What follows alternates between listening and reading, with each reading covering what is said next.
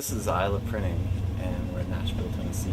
My uncle was a letterpress historian for the Tennessee State Museum. This was his personal collection, and I inherited it after he died with the idea that I would keep the tradition going and also make it sort of relevant to the world that I live in. And I like the idea of public art a lot. The idea that you can make prints and make multiples and put them out on the streets really appeals to me. This is all called letterpress equipment, and all of these cases are full of type. These are just different advertising cuts and stock that came from 1900 on. The idea is that each of these cases is full of type, which is an alphabet. So if you're on the computer today, when you go and do 12-point Caslon, you click down and go to 12-point, and there you go. Well, when we want to do that, we go through the drawers here and we go down and pull open the right drawer. So we physically have to have the 12-point Caslon in a case.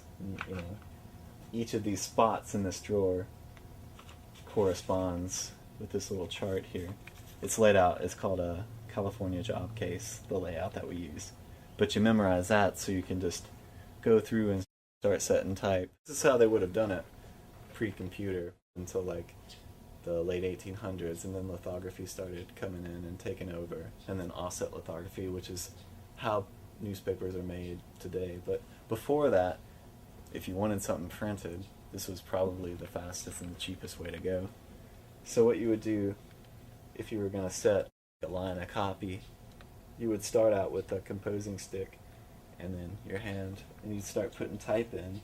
You just kind of go through here, just getting the right letters.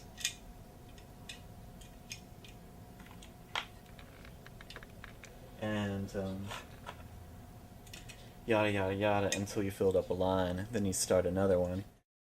The reason that this has got this gauge here is because everything has to fit perfectly together. That's the idea that Mr. Gutenberg came up with so long ago. People were printmaking, kind of more like what the posters that we'll look at in just a minute. You had to carve an entire page with all the different letters, and if next week you decided you wanted it to say something different, well, you'd have to carve an entirely new page. That was what made this like such a technical innovation.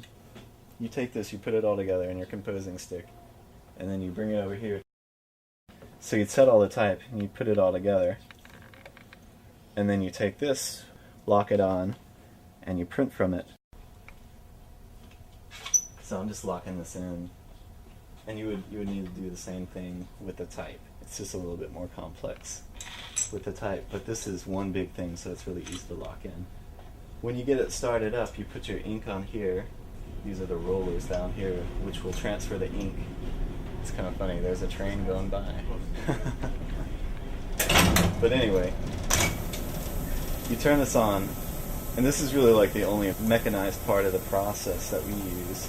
And what the press does is it's just distributing the ink so that you get an even coating.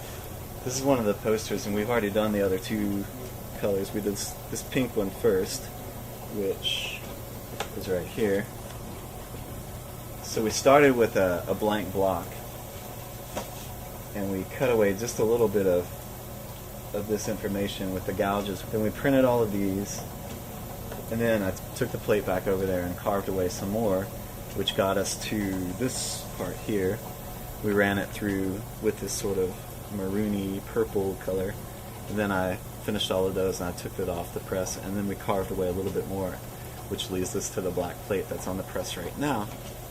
So you can see all of this stuff is carved away, and all this stuff right here is still flat. It's still higher. It's the highest part of the plate. And so we'll just run one of these through, and you can kind of see what happens.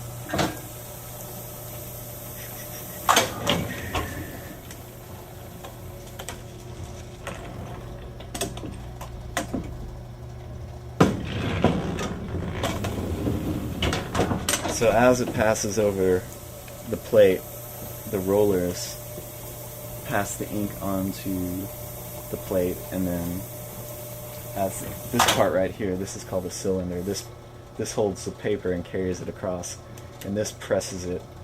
It's like a big stamp. Like this is the hand, and that's the stamp. Anyway, this is the result. Sort of. I think we still have a little bit more work to go. And then probably what we'll do is we'll add some of that handset type along here, which will tell us about the information in the Nashville show. That's all there is to it.